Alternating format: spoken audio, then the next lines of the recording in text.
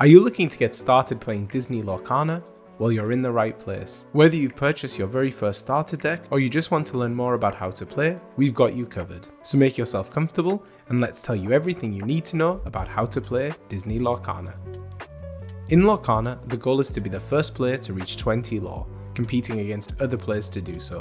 To do this, you will assemble a deck of cards featuring your favorite Disney characters, items, actions, and locations. You can build your own deck or use one of the pre-built starter decks. Each deck must contain at least 60 cards and no more than 2 ink colours.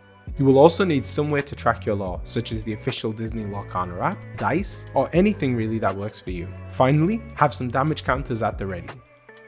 Start the game by shuffling your deck and placing it off to the side. Next, randomly decide who will go first. You can roll a dice, flip a coin, or decide any way you prefer. Now, each player should draw 7 cards, and you're ready to start playing. Let's start by understanding what kind of cards go into a deck. There are 4 types of cards in Lorcana: characters, actions, items, and locations. The type of card is indicated here. Let's start with characters. Here we have Robin Hood, Champion of Sherwood. All cards, characters, items, actions, and locations have an ink cost indicated here. This is how much ink you will need to play this card. Next, we have the inkwell icon. This indicates that a card can be put into your inkwell to be used as ink. Not all cards have the inkwell icon. If they don't, then they can't be used as ink. More on that in a bit. The name of the card is shown here. In this case, Robin Hood. Characters and locations also have a version name listed underneath. Robin Hood, Champion of Sherwood is a different card to Robin Hood, Capable Fighter. Under the name we have the classifications. Robin Hood has the classifications Floodborn and Hero. These keywords may be referenced by other cards. The character's strength, how much damage the character deals during a challenge, and willpower, how much damage this character can take before they're banished from play, are displayed here. Below them is the lore value. When a character quests, this amount of lore is added to your total lore value, helping you build your way to 20. Next we have the ink color. This symbol and coloured band behind the card indicate this. Ink colour is important when building a deck, so don't worry too much about it right now. There are also abilities and effects. As you can see on Robin Hood, he has quite a few. These are the card's special rules. Some of these abilities are active, while others are passive, always giving the benefit. Others still are only triggered during certain events, such as playing a card or removing it from play. Common abilities that you will see across different cards will often have a bolded keyword, like shift here on Robin. Now that we're familiar with characters, let's take a look at the other card types. First up we have item cards. As you'll see, all cards share some similar information. Items also have a cost, name and ability, but they don't have willpower, strength or a lore value. Items remain in play until they are banished, and items can be used on the same turn they're played. Actions are one-time use type of cards. Their effect is given immediately and then they're discarded. Finally, we have locations, the newest card type introduced into Lorcana. Locations have willpower but no strength. Some locations may automatically give lore each turn they're in play, while others give benefits when characters are placed there. Locations is a topic all to itself, so check out our locations video for all of the details. We'll link it at the end of this one, as well as down below. Now you're familiar with the card types, it's time to play.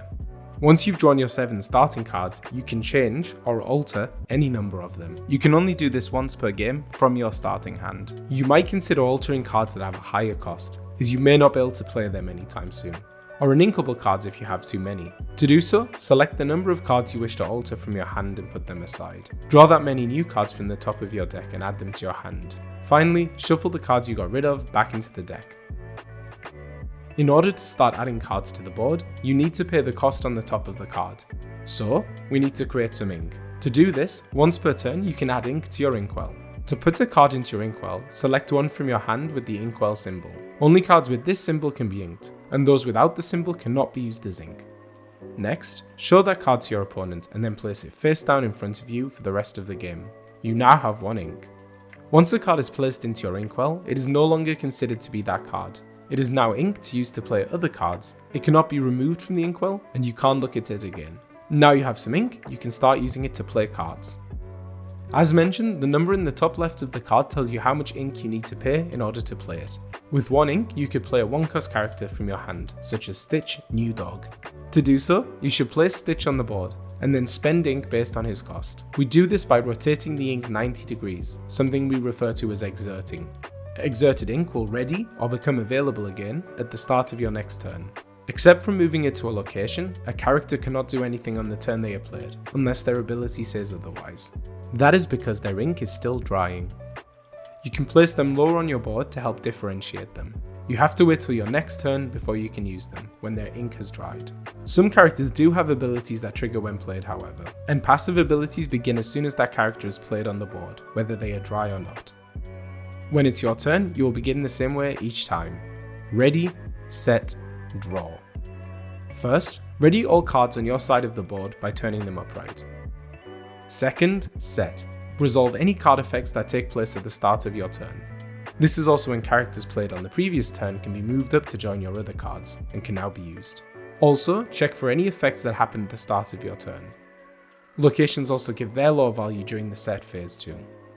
Third, draw the top card from your deck and add it to your hand. For the player who started the game, they do not draw a card on their first turn. This is to make up for the small advantage they get by going first. From that point on, however, you will always draw a card at the start of your turn. After the ready, set, draw phase, you move on to the main phase of your turn. During this phase, you can do multiple actions in any order. Put a card into your inkwell, play cards from your hand, use characters to quest for lore, challenge opposing characters, use the abilities of cards you have in play, or move a character to a location. You cannot do anything during your opponent's turn, however.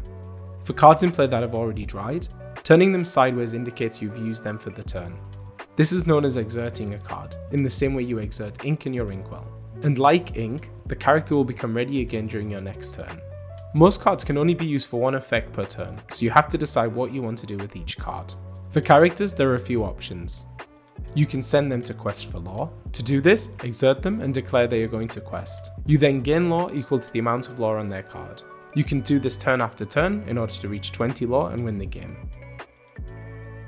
Of course, your opponent is going to be doing the same thing, so you may choose to use your character to challenge one of theirs. To do so, exert your character and choose an opposing character to challenge. You can also challenge locations in the same way. Only the opponent's exerted characters can be challenged. When a character is ready, they are usually safe from being challenged, although there are some characters which allow you to challenge readied characters. Locations, on the other hand, can always be challenged during your turn. During a challenge, characters will deal damage to each other based on their strength. Strength is the number indicated here. Place damage counters on each character following the challenge. If the amount of damage on a character is equal to or higher than their willpower, this number, that character is banished. Banished characters go to their player's discard pile. Any character not banished remains in play, but the damage counters remain on them. Once the total damage is the same as their willpower, they too will be banished. You can also choose to not use your character to do anything during your turn. Sometimes it's better to keep them ready and safe. You can also choose to use the abilities of your cards in play during your turn. Some characters may have abilities that require you to exert them to use. For instance, you can exert Pluto in order to reduce the cost to play another character by 1 ink. Using an ability that requires a character to exert also prevents them from doing anything else that turn, so choose carefully how you want to use your characters. When played from your hand, item cards can be used right away on the turn you play them. Like characters, items have abilities. Some are passive, while others require you to exert the item to use them. Like characters, items will be ready again during the ready phase of your next turn, and can usually only be used once per turn. Actions are another card type you can play. When you play an action, the effect is done immediately and the card is then discarded. Like other cards, the cost to play an action is ink. Some action cards have the song classification. For these types of actions, you can choose to use a character to sing these rather than spending ink. In order for a character to sing a song, their ink cost must be equal to or greater than the cost of the song. Exert them and let your opponent know you will use them to sing this turn. Some characters can even sing higher cost songs as long as their ability allows. So let's recap all of that. Start the game by deciding who will begin. Draw cards to make your hand and alter any cards. On your turn, start with ready, set, draw. After that, you can do any of the following. Add a card to your inkwell, put cards into play, quest for lore with your characters, challenge opposing characters, use abilities of cards you have in play, or move a character to a location. Once you've done everything you want to do, pass the turn to your opponent, and keep playing until one player reaches 20 lore to win the game. And congratulations, you now know the basics of Lorcana. Remember to check out our other videos on locations and deck building for more information on those topics. And let us know down in the comments if you have any questions. Until next time, happy questing.